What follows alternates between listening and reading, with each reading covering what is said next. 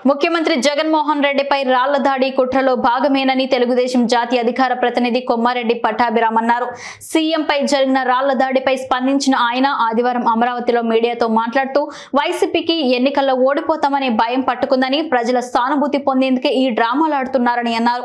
ముఖ్యమంత్రి కాన్వాయ్లో ఉండే అంబులెన్స్ ఏమైంది? సీఎం సభల్లోకి ఇతర మీడియాను ఎందుకు అనుమతించలేదని ఆయన ప్రశ్నించారు. సీఎం జగన్ పై దాడి జరిగినట్టు వీడియో ఎడిట్ చేశారని పట్టాభిరామ్ ఆరోపించారు. దాడి జరిగిన 10 నిమిషాల్లోనే పోస్టర్లు పట్టుకుని ధర్నా చేశారని, 10 నిమిషాల్లోనే పోస్టర్లు, బ్యానర్లు ఎలా రెడీ అయ్యాయని ప్రశ్నించారు. రాష్ట్ర ముఖ్యమంత్రిగా ఇలాంటి డ్రామాలు అవసరమా అని అన్నారు. జగన్ అద్భుతంగా నటిస్తారని, ప్రతిసారి నటనను నిరూపించుకోవాల్సిన అవసరం లేదని పట్టాభిరామ్ వ్యాఖ్యానించారు. నిన్న జరిగినటువంటి సంఘటనలు మీ ముందు ఉంచుతూ ఉన్నాం. దాన్ని బట్టే మీకు అర్థమవుతుంది ఇది ఒక కుట్రపూరితమైనటువంటి డ్రామా అని చెప్పి.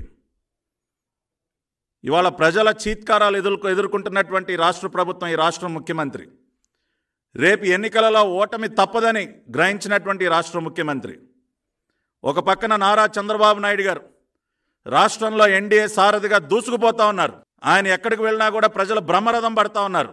రెండో వైపు రాష్ట్ర ముఖ్యమంత్రి గారు బస్సు యాత్ర కాస్త బుస్సు యాత్ర కింద మారిపోయింది.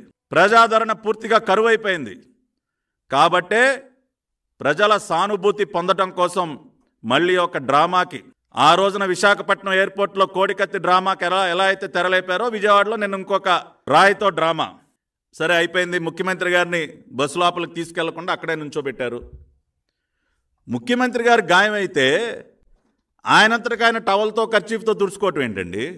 అసలు అది ఎక్కడైనా చూస్తాం? ఒక వీవీఐపీకి గాయం అయితే ఆయన అలా వదిలేసి, సార్ మీరు తుడుచుకోండి, సార్ మీరు ఎంతసేపు తుడుచుకుంటారు, తుడుచుకోండి, రక్తం కారుతుందా, ఇదిగోండి సార్ టవల్ తీసుకోండి, టవల్ తీసుకుని తుడుచుకోండి సార్ అని. అసలు అక్కడ ఎప్పుడైనా ఒక వీవీఐపీ, ఒక రాష్ట్ర ముఖ్యమంత్రి స్థాయి వ్యక్తికి అటువంటి గాయం జరిగితే ఆయన పాటికి ఆయన వదిలేసి ఒక టవల్ ఇచ్చి తుడుచుకోమని చెప్తారండి? ఇది ఎట్లా సార్? ఇది డ్రామాలో భాగంగా మరేంటి సార్? అంటే మీకు ఆ విజువల్స్ కావాలి. ముఖ్యమంత్రి గారు కర్చీఫ్తో తుడుచుకోవాలి, ఆయనకు ఉన్నటువంటి ఆ రక్తపు మరకలను అట్లా ఆ కెమెరా కనపడేటట్టు చూపించాలి. అది ప్రపంచం మొత్తం చూసి అయ్యో రాష్ట్ర ముఖ్యమంత్రి గారికి ఇట్లా జరిగిందా అని చెప్పి సానుభూతి కొట్టేయాలి. ఇది మా 5వ ప్రశ్న. ఎందుకు ముఖ్యమంత్రి గారికి గాయం అయితే ఇమ్మీడియట్గా ఆయన కిందకి తీసుకువెళ్ళటం చేయలేదు, ఆయన సేఫ్ ప్లేస్లో పెట్టలేదు, ఆయన పాటికి ఆయనే పాపం తుడుచుకునే విధంగా ఆయన ఎందుకు వదిలేశారు? దీనికి జవాబు చెప్పండి.